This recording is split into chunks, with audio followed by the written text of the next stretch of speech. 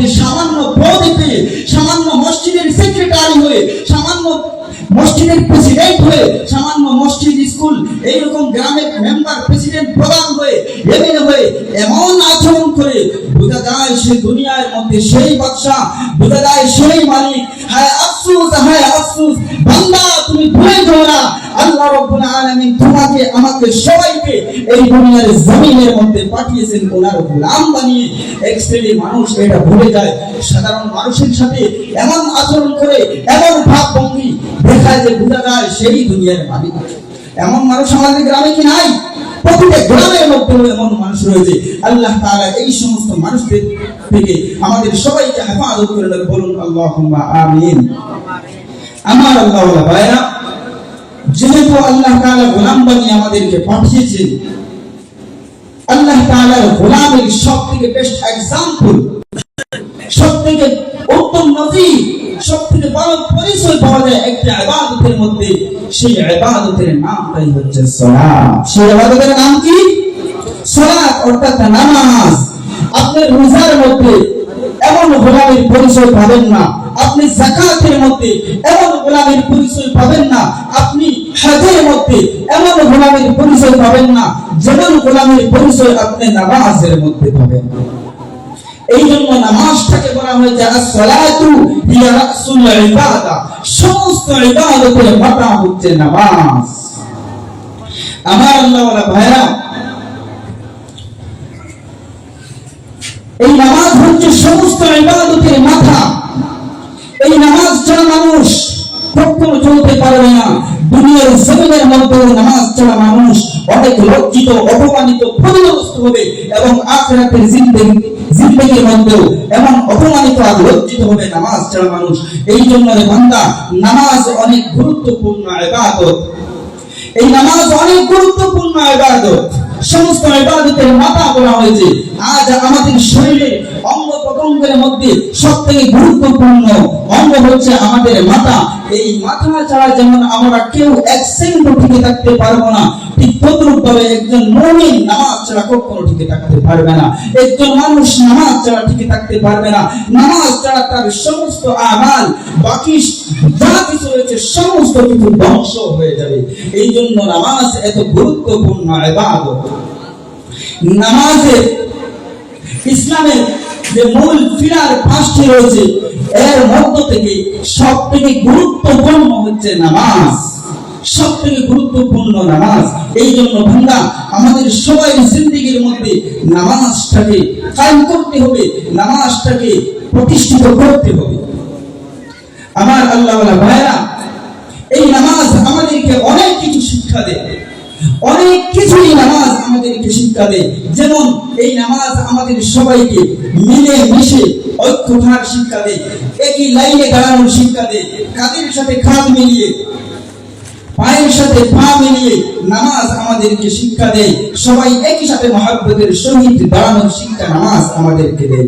আমার আল্লাহ ওয়ালা ভাইরা, যেই সময় বান্দা নামাজ আদায়ের জন্য মসজিদের মধ্যে আসে, ওই সময় পায়ের সাথে পা মিলিয়ে, কাঁধের সাথে কাঁধ মিলিয়ে সবাই একই লাইনে দাঁড়িয়ে যায়। ওই সময় কে এলাকার মধ্যে গরিব আর কে তার গ্রামের মধ্যে গরিব, ওই সময় আর কারো কোনো আলাদা কোনো পরিচয় থাকে না। ওই সময় সবাই আল্লাহ তাআলার গোলামে পরিণত হয়ে যায়। এই নামাজ আমাদের সবাইকে মিলেমিশে থাকার শিক্ষা দেয়। নামাজের মধ্যে কে ধনী কে গরিব কারো কোনো আলাদা কোনো পরিচয় থাকে না। সবাই আল্লাহ তাআলার গোলাম, সবাই একই লাইনে দাঁড়িয়ে যায়। এই জন্য কবিগুণের সম্রাট আল্লামা ইকবাল ওনার কবিতার মাধ্যমে এত সুন্দরভাবে বলেছেন, এক হি সাফ মে খড়ে হো গয়ে মাহমুদ ও আয়াজ, এক হি সাফ মে খড়ে হো গয়ে মাহমুদ ও আয়াজ, न कोई बंदा रहा है न कोई बंदा नवाज। কবিগুণের সম্রাট আল্লামা ইকবাল ওনার কবিতার মাধ্যমে তো চমৎকার ভাবে বলেন, যে সময় বাদশাহ মাহমুদ নামাজ আদায়ের জন্য মসজিদের মধ্যে আসলো, আবার তার চাকর যে সময় তার চাকর আয়াত যে সময় নামাজ নামাজ আদায়ের জন্য মসজিদের মধ্যে আসলো। দুজনে যে সময় একই সফের মধ্যে পাশাপাশি দাঁড়ালো, ওই সময় কি বাদশার ভূমিকার মধ্যে, বাদশা মাহমুদ আর বাদশার ভূমিকার মধ্যে নয়, তার চাকর আয়াজ আর চাকরের ভূমিকার মধ্যে নয়, ওই সময় দুজনেই একই সাথে একই লাইনে আল্লাহ তাআলার গোলামের ভূমিকার মধ্যে। আমার আল্লাহওয়ালা ভাইরা, বলুন তো নামাজের মধ্যে আসার পরে এমন কোন আলাদা পরিচয় কারো কি থাকে? কোন পরিচয় থাকে? ওই সময় কি মসজিদের প্রেসিডেন্ট অথবা সেক্রেটারি বলতে পারবে, হে তুমি তো সামান্য মানুষ, তুমি কেন মসজিদের মধ্যে এসে আমার পাশে দাঁড়ালে? কারো কি বলার হিম্মত আছে? না, এই হিম্মত কারণ নেই। তাহলে আমরা বুঝতে পারলাম এই নামাজ আমাদেরকে মিলে মিশে ঐক্যতার সহিত মহব্বতের সহিত থাকার শিক্ষা দেয়। আমার আল্লাহওয়ালা ভাইরা, বলুন তো মুয়াজ্জিন মসজিদের মধ্যে মোট কয়বার আযান দেয়? মোট 5 বার মুয়াজ্জিন আযান দেয়। কার ঘোষণা দেয়? আল্লাহর ঘোষণা। ওই ঘোষণাটা ছোট নাকি বড়?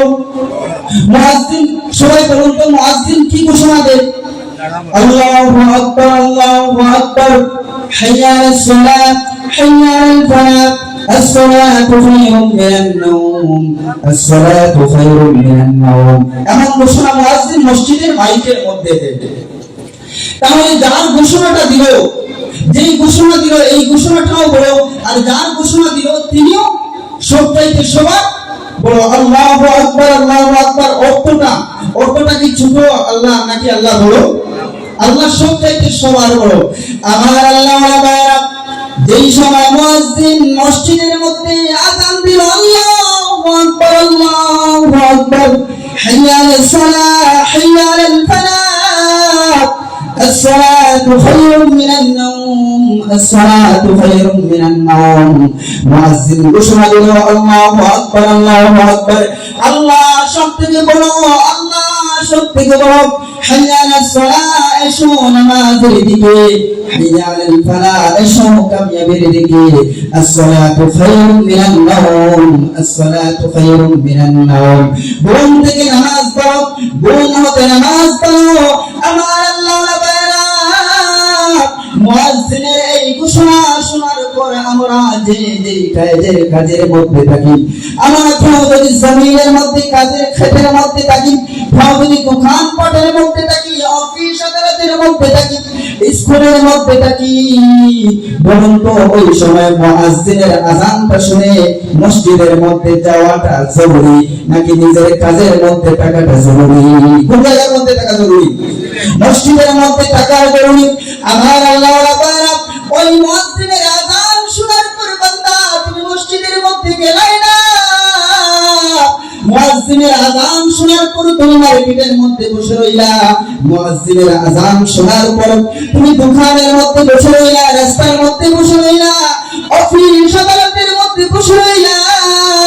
বান্দা ওই সময় তুমি রব্বুল আলামিনকে জানিয়ে দিলা, হে রব্বুল আলামিন, তোমার মুয়াজ্জিন তোমার হুকুমটাকে আমাদের কানে পৌঁছাও, তোমার বরকতটা আমাদের কানে পৌঁছাও। আল্লাহ, তোমার হুকুমটা আমি শুনেছি, ওই ডাকটা আমি শুনেছি, কিন্তু ওই ডাকের মধ্যে যেতে পারলাম না, আমি আমার কাজের মধ্যে রয়ে গেলাম। বান্দা এমন ভাবে আচরণ করি, তুমি রব্বুল আলামিনকে জানিয়ে দিলা, হে রব্বুল আলামিন, তোমার ঘোষণাটা বড় নয়, আমি বান্দার ঘোষণা, আমি বান্দার কাজটাই হচ্ছে বড়। এমন ভাবে আমরা করি কি করি না? আযান শুনে আমরা মসজিদের মধ্যে যাই না, জামাতের মধ্যে শরীক হই না, বাড়ির মধ্যে আমরা নামাজগুলোকে আদায় করি না। হ্যাঁ, আফসোস, এমন যুবক আমি দেখেছি, আমার নিজের চোখে দেখেছি, মিথ্যা কথা বলছি না। কানের মধ্যে হেডফোন লাগিয়ে মসজিদের মধ্যে আযান চলে, আর ওই যুবক কানের মধ্যে হেডফোন লাগিয়ে রাস্তা দিয়ে মসজিদের পাশে দিয়ে চলে যায়। এমন মুরব্বি আমি দেখেছি, মুখের মধ্যে লম্বা দাড়ি রেখেছে, গায়ের মধ্যে লম্বা ধোঁয়া লাগিয়েছে, মসজিদের মধ্যে আযান শুনে চায়ের দোকানের মধ্যে, ওই চায়ের দোকান আমি দ্বিতীয় পার্লামেন্ট পড়ি, ওই পার্লামেন্টের মধ্যে বসে গল্প দেখি। হ্যাঁ, আফসোস। হে রব্বি, হে আমার তরুণ যুবক ভাই, তুমি কি জানো না এই দুনিয়ার জমিনের মধ্যে আসার বেলা সিরিয়ালের প্রতি চমৎকার সিরিয়াল হয়েছে। সর্বপ্রথম আসলো ছেলে, তারপরে ছেলের বাবা, তারপরে বাবার বাবা, তারপরে দাদা, তারপরে দাদা।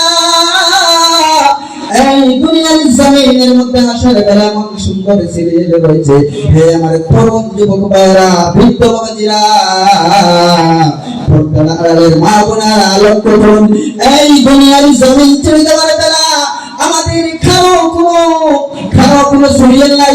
এমন দৃশ্য দুনিয়ার জমিনের মধ্যে দেখা যায় বান্দারে, এমন দৃশ্য আমরা গ্রামের মধ্যে শহরের মধ্যে দেখেছি। বাবা তার নিজ হাতে নিজ আদরের সন্তানটাকে কবরের মধ্যে রাখে, দাদা তার নিজ হাতে নিজ আদরের ছোট নাতিটাকে কবরের মধ্যে রেখে আসে।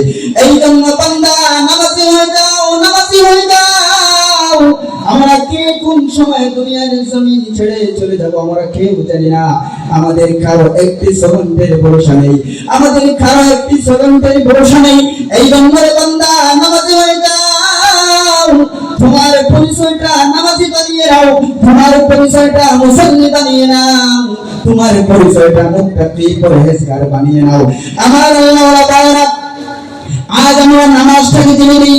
জোহর আমাদের কাছ থেকে চলে যায়, ফজর আমাদের কাছ থেকে ঘুমের মধ্যে চলে যায়, জোহর মাঠের মধ্যে, অফিসের মধ্যে, স্কুলের মধ্যে জোহর চলে যায়।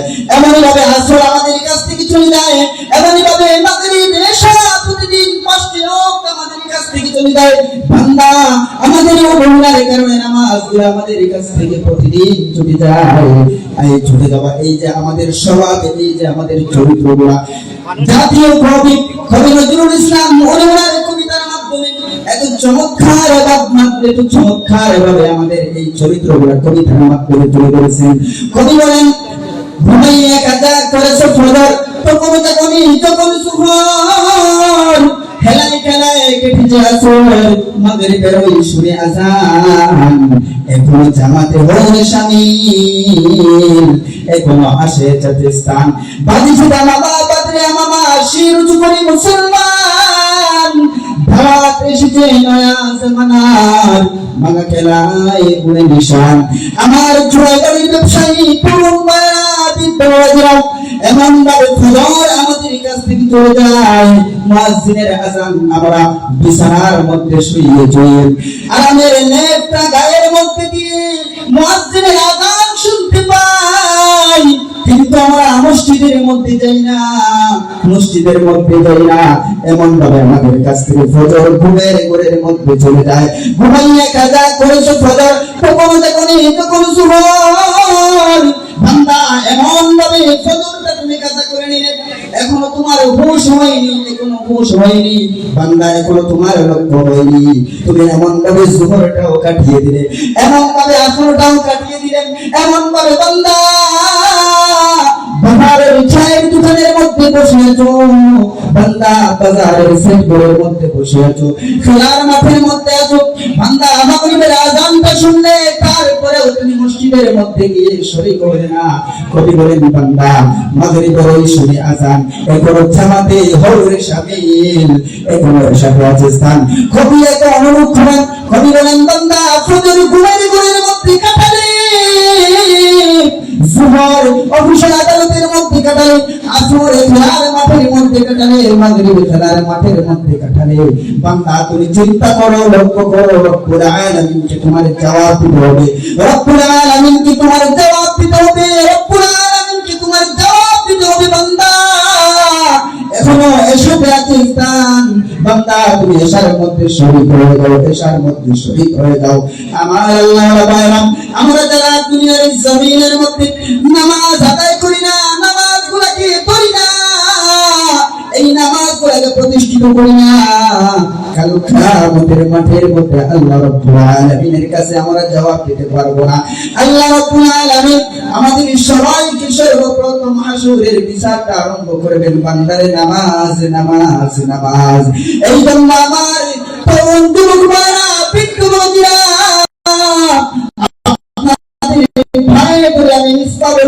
আপনার জিন্দেগির মধ্যে নামাজটাকে কায়েম করে নাও, আপনার জিন্দেগির মধ্যে নামাজটাকে প্রতিষ্ঠা করে নাও, নামাজি বনে যাও, নামাজি বনে যাও। কারণ হাসরের মাঠটা অনেক ভয়াবহ মাঠ, এত ভয়াবহ, এত বিভীষিকাময় কঠিন দিন, বান্দা তুমি সহ্য করতে পারবে না।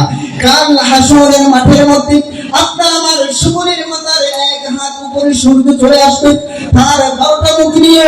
ও বান্দা লক্ষ্য করো, লক্ষ্য করো, আজ আমরা দুনিয়ার জমিনের মধ্যে সামান্য সূর্যের একটি মুখের তাপ আমরা সহ্য করতে পারি না।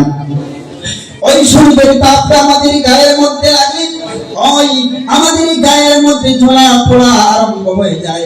আমরা গাছের ছায়ায় অথবা ঘরের মধ্যে ছায়ায় অথবা ঘরের মধ্যে ঢুকে এসি ছেড়ে বসতে হয়। ও বান্দা, ও বান্দা, তোমার কি ভয় করে না? ভয় করে না? এখন কঠিন বিভীষিকাময় দিনের মধ্যে তুমি রব্বুল আলামিনকে কিভাবে জবাব দিবে? বান্দারে, এজন্য আজ থেকে আপনাদের পায়ে ধরে বলি, নামাজি হয়ে যাও, নামাজটাকে কায়েম করে দাও। আল্লাহ রব্বুল আলামিন হাসরের মাঠের মধ্যে সবথেকে বেশি বেনামাজি মানুষটাকে অপমানিত করবেন, লজ্জিত করবেন, পদদলিত করবেন। আর অন্য কোন ব্যক্তি বেনামাজি মানুষের ন্যায় এত বেইজ্জত আর বেহুরমত, পদদলিত, লাঞ্ছিত, অপমানিত, লজ্জিত হবে না। আল্লাহ রাব্বুল আলামিন বেনামাজি ব্যক্তিকে এত লাঞ্ছিত আর বঞ্চিত করবেন। এই জন্য রে বান্দা, নামাজটাকে আদায় করো, নামাজি হয়ে যাও। নামাজ এত গুরুত্বপূর্ণ ইবাদত। আমার আল্লাহ রাব্বুল আলামিন পৃথিবীর সর্বপ্রথম মানুষ থেকে নিয়ে শেষ মানুষ পর্যন্ত আল্লাহ রাব্বুল আলামিন সবাইকে ওই কঠিন বিভীষিকাময় হাসরের মাঠের মধ্যে একত্রিত করবেন আর নামাজের হিসাবটা নেবেন। সবাইকে একত্রিত করবেন আর নামাজের হিসাবটা নেবেন। এই জন্য বান্দারে, নামাজটাকে আদায় করুন। বিশ্বনবীর সাহাবায়ে কেরামরা বিশ্বনবীকে জিজ্ঞাসা করলেন, ইয়া রাসূলুল্লাহ, ইয়া হাবিবাল্লাহ, বান্দা কোন সময় তার রবের একেবারে নিকটবর্তী হতে পারে, কোন সময় একেবারে কাছাকাছি হতে পারে বান্দা? ওই সময় বিশ্বনবী সাহাবায়ে কেরামদের প্রশ্নের উত্তরের মধ্যে বলেন, যে সময় বান্দা সুন্দর রূপে ওযু করে আল্লাহ রাব্বুল আলামিনের দরবারে রুকু করে, যে সময় বান্দা সুন্দরভাবে তার হাত দ্বারা রব্বুল আলামিনকে সিজদা করে, ওই সময় বান্দা একেবারে রব্বুল আলামিনের নিকটবর্তী, ওই সময় বান্দা একেবারে রব্বুল আলামিনের কাছাকাছি, ওই সময় বান্দা আর আল্লাহ তাআলার মধ্যে কোনো পর্দা থাকে না। নামাজের মাধ্যমে বান্দা, আপনি, আমি, আমরা সবাই আল্লাহ তাআলার কাছাকাছি হতে পারবো। একমাত্র নামাজের মাধ্যমে সবথেকে বেশি কাছাকাছি হওয়া যায় আল্লাহ তাআলার। এই জন্য নামাজটাকে আদায় করো।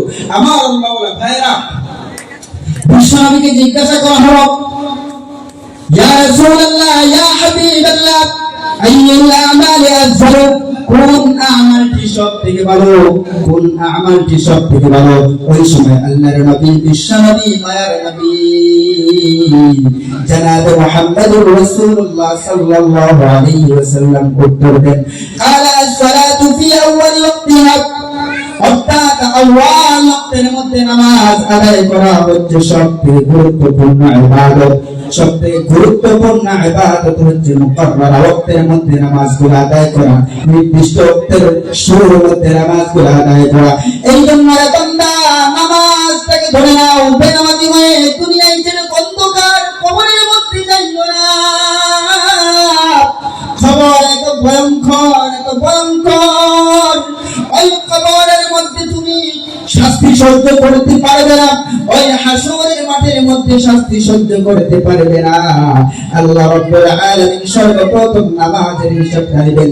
বিশ্বনবী, মায়ার নবী, দয়ার নবী জনাব মুহাম্মদুর রাসূলুল্লাহ সাল্লাল্লাহু আলাইহি ওয়াসাল্লাম হাদিস শরীফের মধ্যে বলেন, أول ما يحاسب به العبد يوم القيامة الصلاة فإن صلحت صلح سائر عمله وإن فسدت فسد سائر عمله।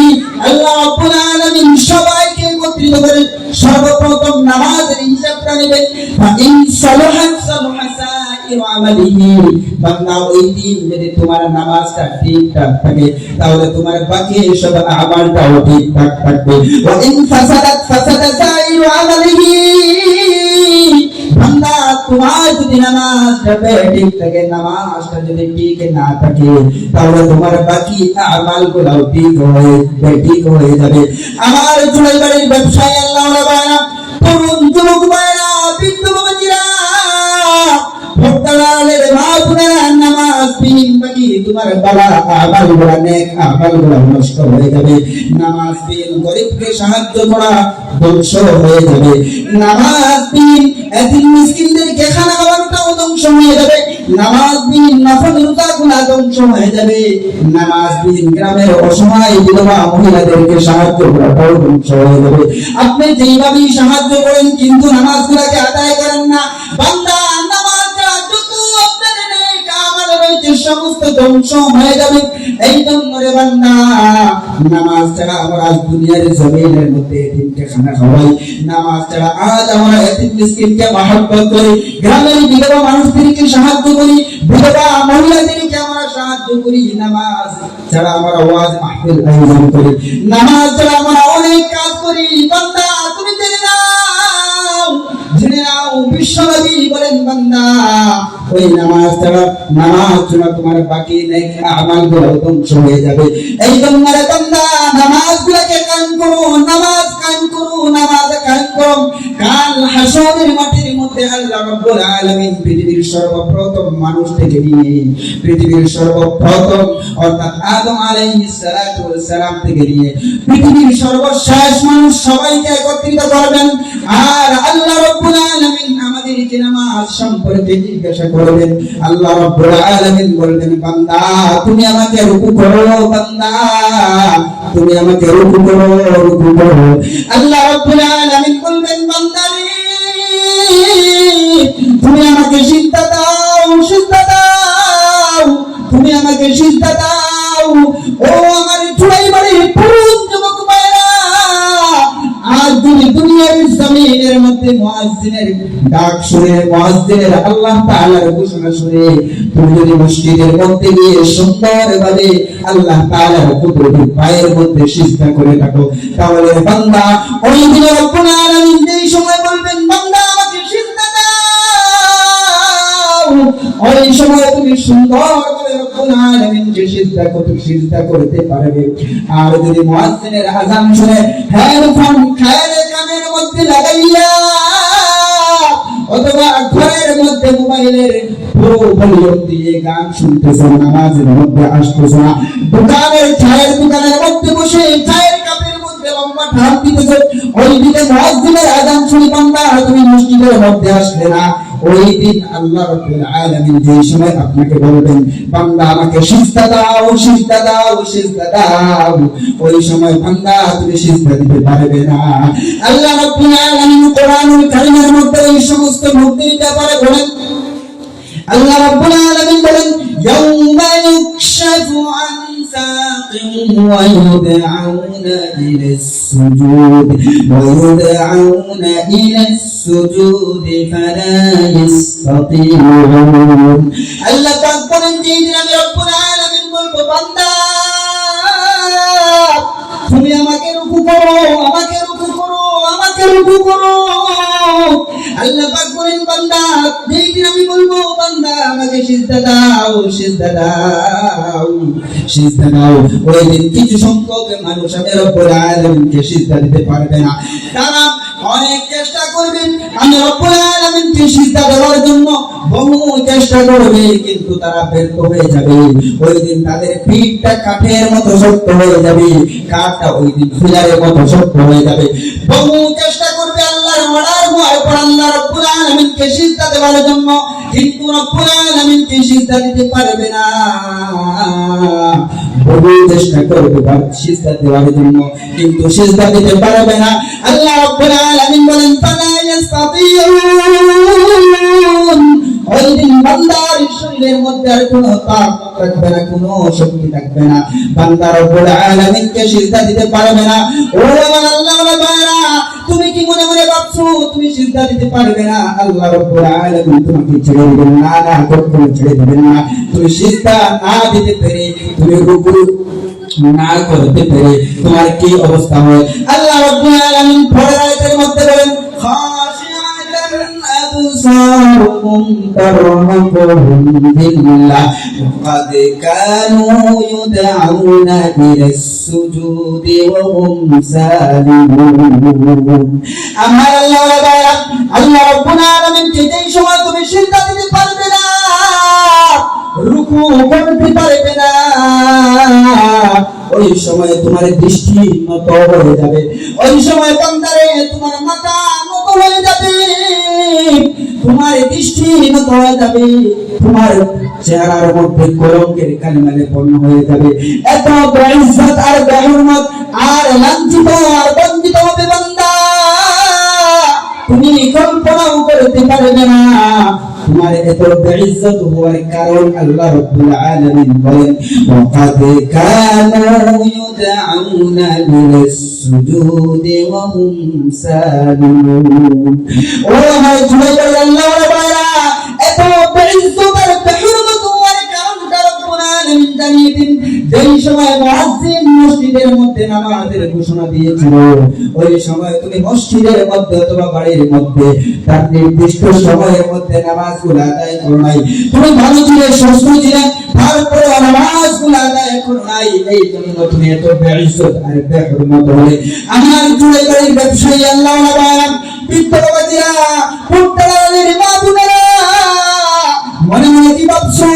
এই তুমি বেইজ্জত হবে, লাঞ্ছিত হবে, পরদরিস্ত হবে, এত লাঞ্ছিত হবে, এত বেইজ্জত হবে, এত লজ্জিত হবে।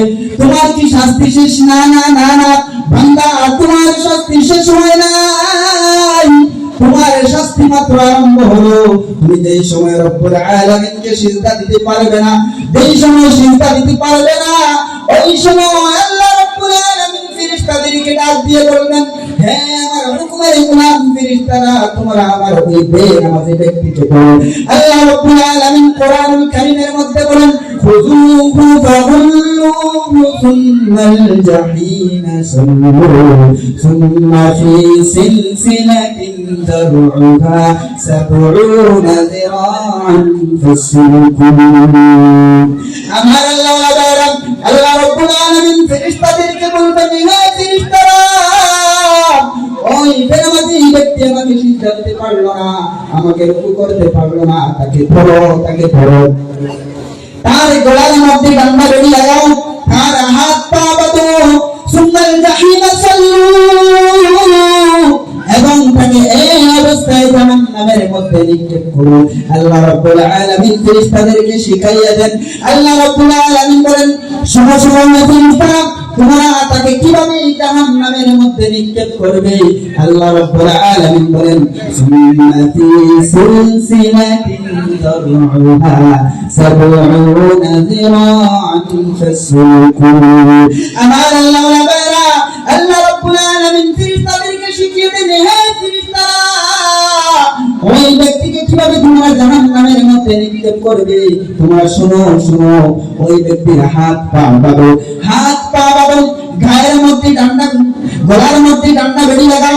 দেখেন না যেইভাবে ফাঁসির আসামিগুলোকে যেইভাবে গলার মধ্যে, পায়ের মধ্যে, হাতের মধ্যে ডান্ডা বেড়ি লাগানো হয়, ওইভাবে আল্লাহ রাব্বুল আলামিন ফেরেশতাদেরকে বলবেন, হ্যাঁ ফেরেশতারা, তোমরা ওই বেনামাজি পাপিষ্ঠ নিকৃষ্ট গুনাহগার জাহান্নামী বান্দাকে ডান্ডা বেড়ি লাগাও এবং হাত পা বেঁধে টেনে হিচড়ে জাহান্নামের মধ্যে নিক্ষেপ করো, টেনে হিচড়ে জাহান্নামের মধ্যে নিক্ষেপ করো।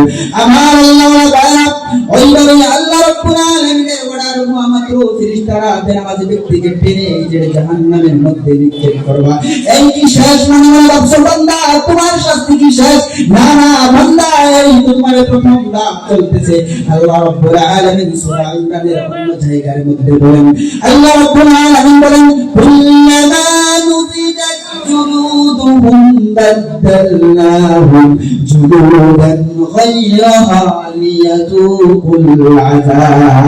যেই সময় বেনামাজি ব্যক্তিকে জাহান্নামের মধ্যে ফেরেশতারা টেনে হিচড়ে নিক্ষেপ করবে, ওই সময় আল্লাহ রাব্বুল আলামিন বলেন, জাহান্নামের আগুনের তাপে যেই সময় ওই বেনামাজি পাপিষ্ঠ নিকৃষ্ট বান্দা, পাপিষ্ঠ নিকৃষ্ট বান্দার চামড়া যেই সময় চলে যাবে, চলে যাবে, ধ্বংস হয়ে যাবে, যে ওই সময় আল্লাহ রাব্বুল আলামিন ওই বেনামাজি বান্দার শরীরের মধ্যে আবার নতুন করে চামড়া লাগিয়ে দিবে, যাতে লিয়াযুকুল আযাব, বান্দা ভালোভাবে আযাবের মজা বুঝতে পায়। লিয়াযুকুল লিয়াযুকুল আযাব। আল্লাহ রাব্বুল আলামিন এত সুন্দর শব্দ এই জায়গার মধ্যে চয়ন করেছেন। আল্লাহ রাব্বুল আলামিন বলেন লিয়াযুকুল আযাব, যাতে ওই বেনামাজি ব্যক্তি আযাবের তীব্রতা কতটুকু ভালোভাবে বুঝতে পারে।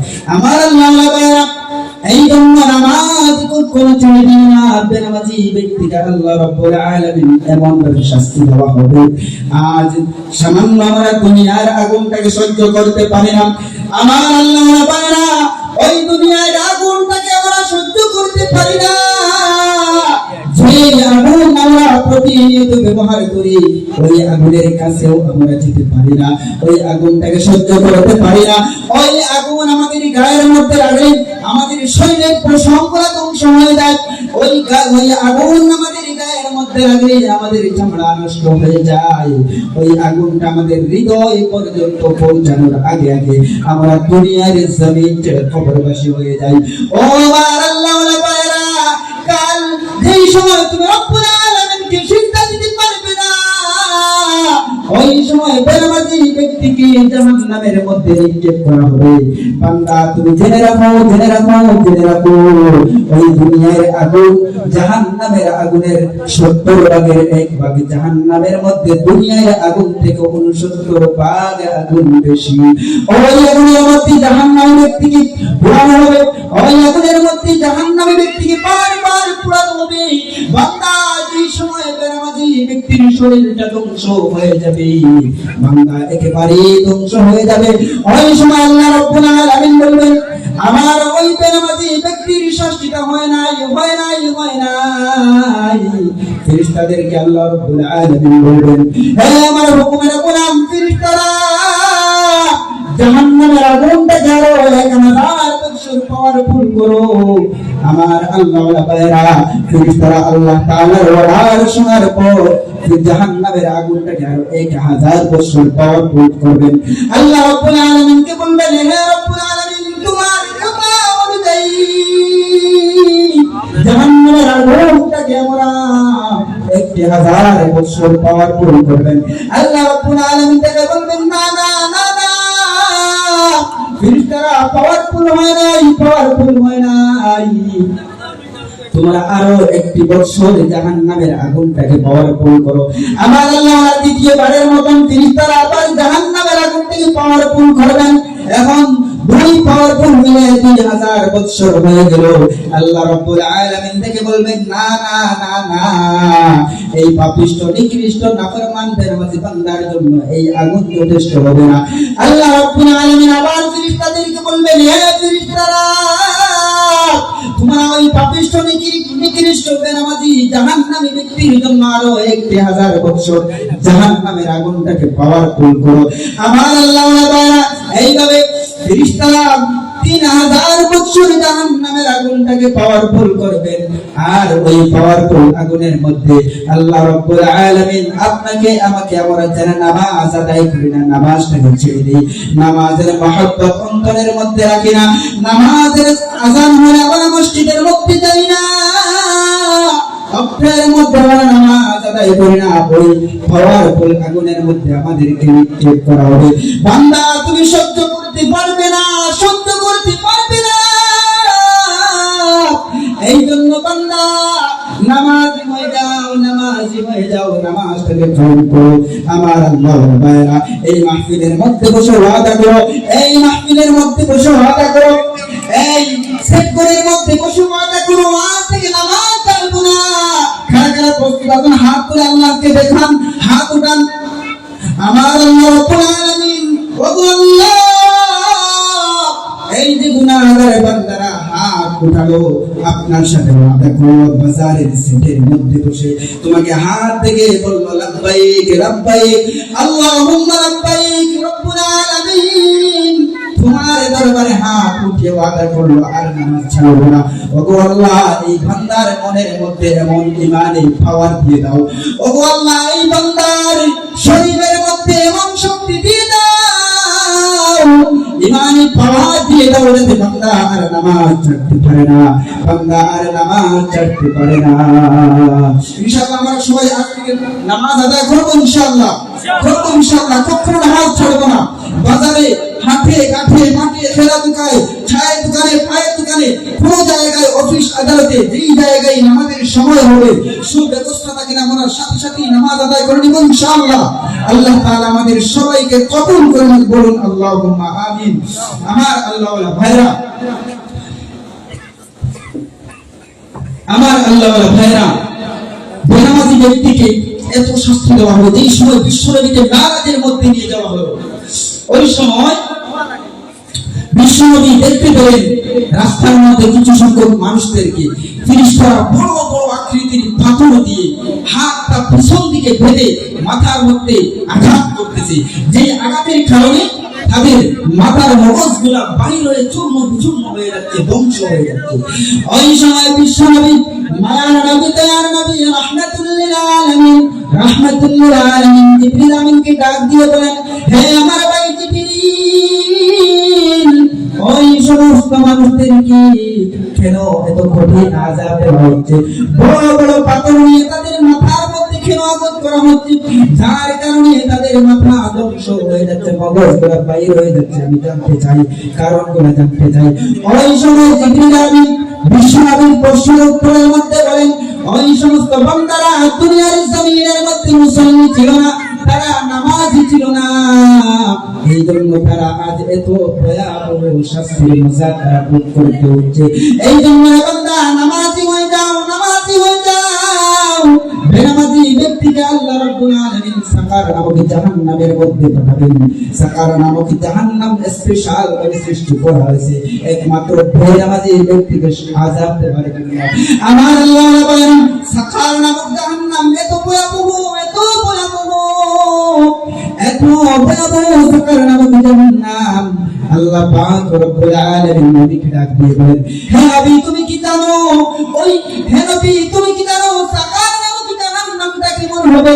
আল্লাহ রব্বুল আলামিন কোরআনুল কারীমের মধ্যে বলেন, ওয়া মা আদরাকা মা সাকার লা তুবকি ওয়া লা তাযার নাহাতুল লিল বাশারি আলাইহা 19। আল্লাহ পাক বলেন, হে আমার হাবিব তুমি কি জানো সাকার নামক জাহান্নামটা কেমন হবে? কত ভয়াবহ হবে, তার শাস্তি কত ভয়ঙ্কর হবে, কত তীব্রতা হবে। আল্লাহ পাক বলেন, লা তুবকি ওয়া লা তাযার, সাকার নামক জাহান্নাম কোন বেনামাজি ব্যক্তিকে ছাড়বে না, আবার ভাবতেও রাখবে না। সাকার নামক জাহান্নামের মধ্যে বেনামাজি ব্যক্তির শরীরটা জ্বলে যাবে, পুড়ে যাবে, ধ্বংস হয়ে যাবে, ওই ব্যক্তির কোনো আকৃতি থাকবে না। আবার আল্লাহ রাব্বুল আলামিন সুন্দরভাবে বেনামাজি ব্যক্তিকে বানিয়ে দিবেন, আবার আপনাকে এমন ভাবে শাস্তি দেওয়া হবে। আমার ছোট বাড়ির বাজার ব্যবসায়ী তরুণ যুবক ভাইরা, বৃদ্ধ বাবাজিরা, ভোটারের মা বোনেরা, ওই সাকার নামক জাহান্নামের মধ্যে আপনাকে আমাকে বেনামাজি ব্যক্তিকে শাস্তি দেওয়ার জন্য আলাদাভাবে আল্লাহ রাব্বুল আলামিন 19 জন ফেরেশতা নিয়োগ করে রেখেছে। আপনাকে আমাকে শাস্তি দেওয়ার জন্য 19 জন ফেরেশতা নিয়োগ করে রেখেছেন। এই জন্য বান্দা নামাজি হয়ে যাও, এত ভয়াবহ আযাব তুমি সহ্য করতে পারবে না। আমার আল্লাহ ভাইরা, সময় সংকীর্ণ। আমাদের আজকের এই মাহফিলের বিশেষ অতিথি এসে উপস্থিত হয়ে গেছে। উনি আপনাদের সামনে অনেক গুরুত্বপূর্ণ আলোচনা রাখবেন। আপনারা যেই জায়গার মধ্যে আছেন, যে যেখানেই আছেন, তাড়াতাড়ি মাহফিলের মধ্যে এসে উপস্থিত হয়ে যান। আল্লাহ তাআলা আমাদেরকে এই আলোচনাগুলোর উপর সুন্দরভাবে আমল করার তৌফিক দান করুন। সকলেই বলেন আল্লাহুম্মা আমিন। ওয়া আখিরু দাওয়ানা আলহামদুলিল্লাহ।